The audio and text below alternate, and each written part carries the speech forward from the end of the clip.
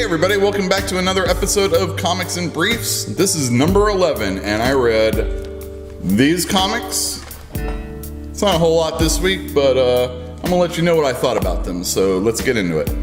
Alright, the first book I'm gonna be talking about is Batman White Knight, number 3.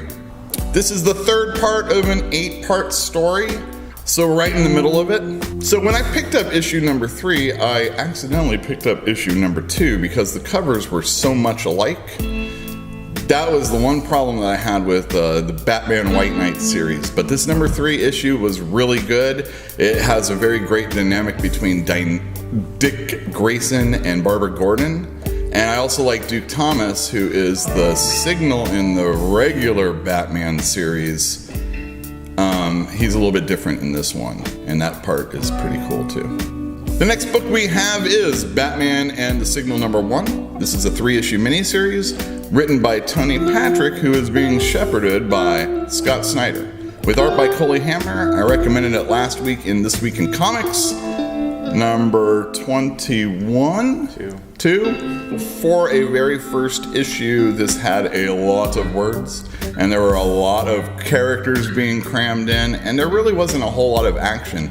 I was really excited to see Duke Thomas take on a comic book in his own, but for a 3-issue miniseries, I just don't see where this is totally going. The art is great though, so if you're a Coley Hamner fan or just like good art, you gotta get this just for that alone, but not so happy with the very first issue.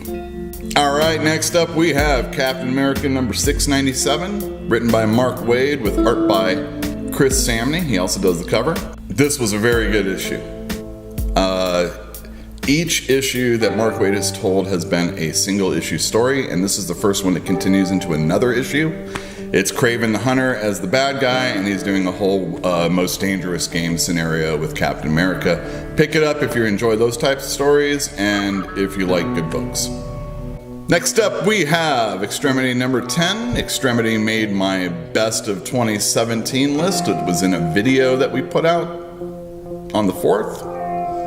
This is a very good series. There's only 2 issues to go, and if you haven't been picking it up, you should. There's a trade collecting the first 6 issues or so. I really enjoy it. It has great artwork, and the writing is by the same person. It's just a really excellent series that most people who like science fiction stories should be picking up. Next up we have Phoenix number 2, The Resurrection of Jean Grey.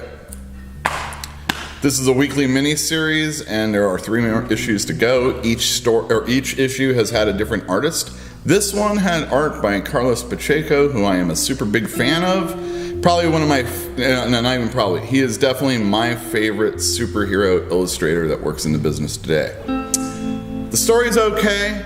I just wish there was a little less sitting around talking about what's going to happen and actually have something happen. It makes me feel that this 5-issue miniseries is more of a money sink for the fans, and it probably could have been done in a couple issues rather than 5. But if you're a fan of the X-Men and you're a fan of Jean Grey and you're going to be buying X-Men Red, this is definitely a book you need to be picking up. As always, I'd like to remind everybody that these are my opinions. What are your opinions about these comics? What did you read that you like? Let us know in the comments down below, and visit your local comic shop. Hit the like button, hit the notification button, subscribe if you haven't, and we'll see you next week.